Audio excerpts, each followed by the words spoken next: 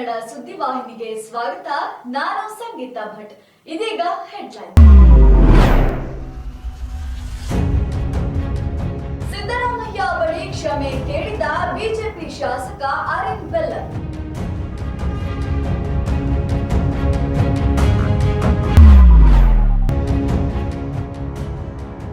ಹೃದಯ ಸ್ಪರ್ಶಿ ವಿಡಿಯೋ ಹಂಚಿಕೊಂಡ Telangana CM.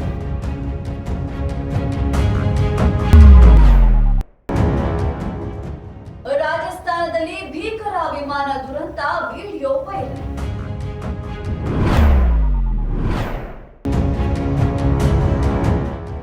Super speciality ಚಿಕಿತ್ಸಾ ವ್ಯವಸ್ಥೆ ಲೋಕಾರ್ಪಣೆಗೊಳಿಸಿದ ಸಿಎಂ.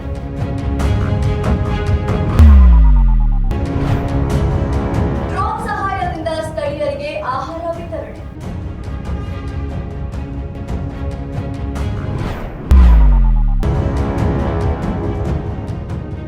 ನಾವು ಜನರ ಬಳಿಯೇ ಸತ್ಯ ಮುಂದಿಡುತ್ತೇವೆ, ಪರಮೇಶ್ವರ್ ಹೇಳಿಕೆ.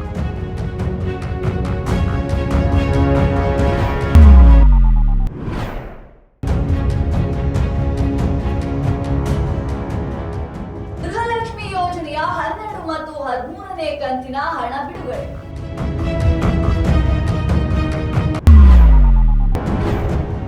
ಜಾಲಿ ರೈಡ್ಗೆ ಬಂದು ಡಿವೈಡರ್ಗೆ ಗುದ್ದಿ ಮೇಲ್ಸೇತುವೆಯಿಂದ ಬಿದ್ದ ಕಾರು.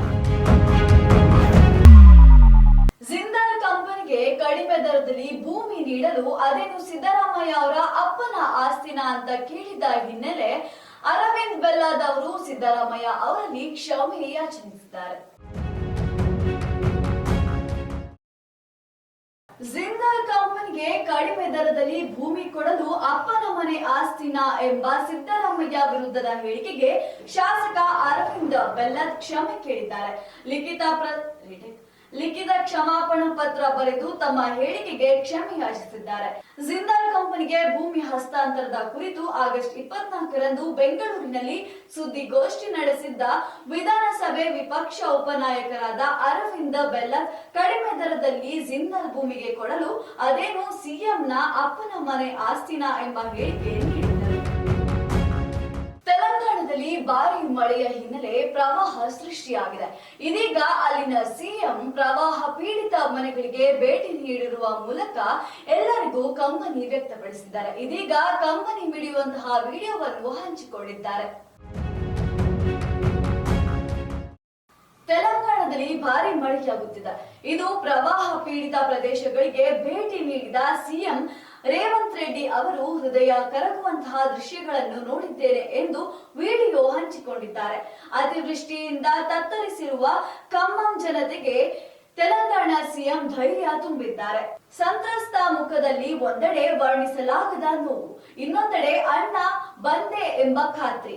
ಅವರ ಕಣ್ಣೀರು ಒರೆಸಲು ಸರ್ಕಾರ ಏನು ಬೇಕಾದರೂ ಮಾಡಲು ಸಿದ್ಧ ಎಂದು ರೇವಂತ್ ಟ್ವೀಟ್ ಮಾಡಿದ್ದಾರೆ.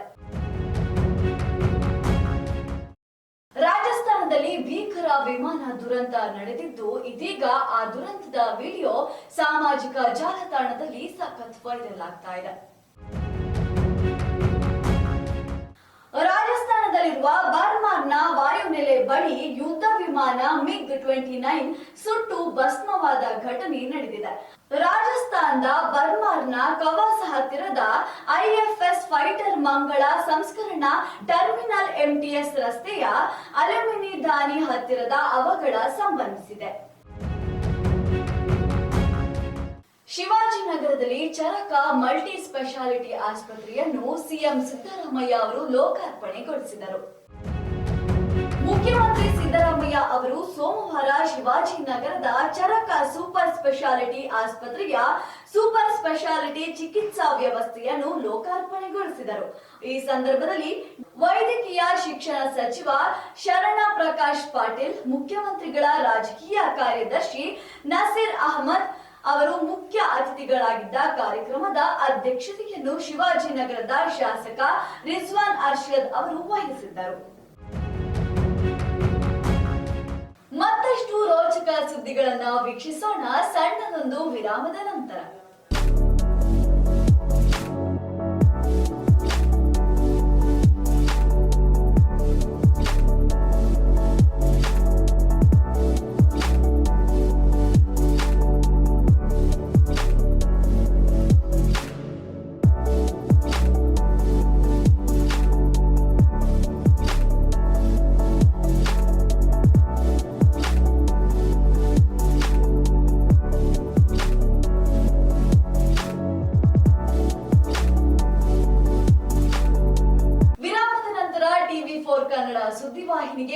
ಮತ್ತೆ ಸ್ವಾಗತ.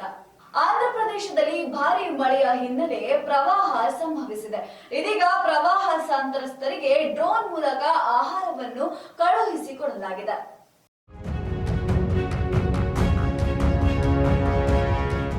ಆಂಧ್ರಪ್ರದೇಶದಲ್ಲಿ ಭಾರಿ ಮಳೆ ಮತ್ತು ಪ್ರವಾಹ ಪರಿಸ್ಥಿತಿಯ ಮಧ್ಯೆ ರಾಷ್ಟ್ರೀಯ ವಿಪತ್ತು ಪ್ರತಿಕ್ರಿಯೆ ಪಡೆ ತಂಡವು ಕೇಂದ್ರ ಪಡೆಗಳು ಮತ್ತು ಜಿಲ್ಲಾ ಅಧಿಕಾರಿಗಳೊಂದಿಗೆ ವಿಜಯವಾಡದ ಪ್ರವಾಹ ಪೀಡಿತ ಪ್ರದೇಶಗಳಿಗೆ ಹೆಲಿಕಾಪ್ಟರ್ಗಳ ಮೂಲಕ ಆಹಾರ, ಕುಡಿಯುವ ನೀರು ಮತ್ತು ಇತರ ಅಗತ್ಯ ವಸ್ತುಗಳನ್ನು ಒದಗಿಸಿತು. ಡ್ರೋನ್ಗಳ ಮೂಲಕ ಸ್ಥಳೀಯರಿಗೆ ಆಹಾರವನ್ನು ಒದಗಿಸುವ ಪರಿಹಾರ ಕಾರ್ಯಗಳನ್ನು ನಡೆಸುತ್ತಿರುವ ದೃಶ್ಯಗಳು ವಿಡಿಯೋ ಇದೀಗ ವೈರಲ್ ಆಗ್ತಾ ಇದೆ. ಮೂಡ ಪ್ರಕರಣಕ್ಕೆ ಸಂಬಂಧಿಸಿದಂತೆ ನಾವು ಸತ್ಯವನ್ನು ಜನರ ಮುಂದೆಯೇ ಬಿಚ್ಚಿಡುತ್ತೇವೆ ಎಂದು ಡಾಕ್ಟರ್ ಪರಮೇಶ್ವರ್ ಅವರು ಹೇಳಿಕೆಯೊಂದನ್ನ ನೀಡಿದ್ದಾರೆ.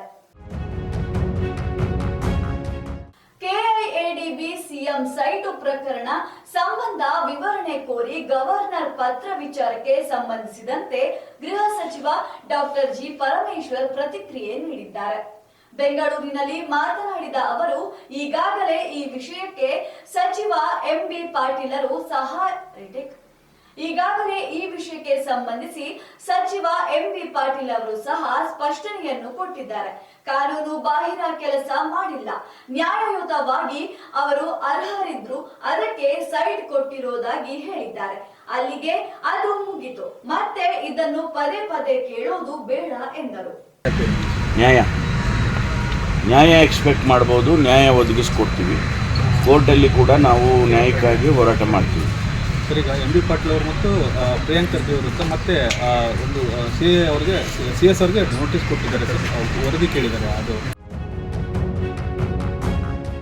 ಗೃಹಲಕ್ಷ್ಮಿ ಯೋಜನೆಯ 12ನೇ ಮತ್ತು 13ನೇ ಕಂತಿನ ಹಣ ಬಿಡುಗಡೆಯಾಗಿರುವ ಸಿಹಿ ಸುದ್ದಿ ಇದೀಗ ಬೆಳಕಿಗೆ ಬಂದಿದೆ. ರಾಜ್ಯದಲ್ಲಿ ಈಗಾಗಲೇ 11ನೇ ಕಂತು ಹಣ ಬಿಡುಗಡೆ ಆಗಿದ್ದು, ಶೀಘ್ರವೇ 12ನೇ ಮತ್ತು 13ನೇ ಕಂತಿನ ಹಣ ಬಿಡುಗಡೆ ಮಾಡಲಾಗುವುದು ಎಂದು ಸಚಿವೆ ಲಕ್ಷ್ಮಿ ಹೆಬ್ಬಾಳ್ಕರ್ ಹೇಳಿದ್ದಾರೆ.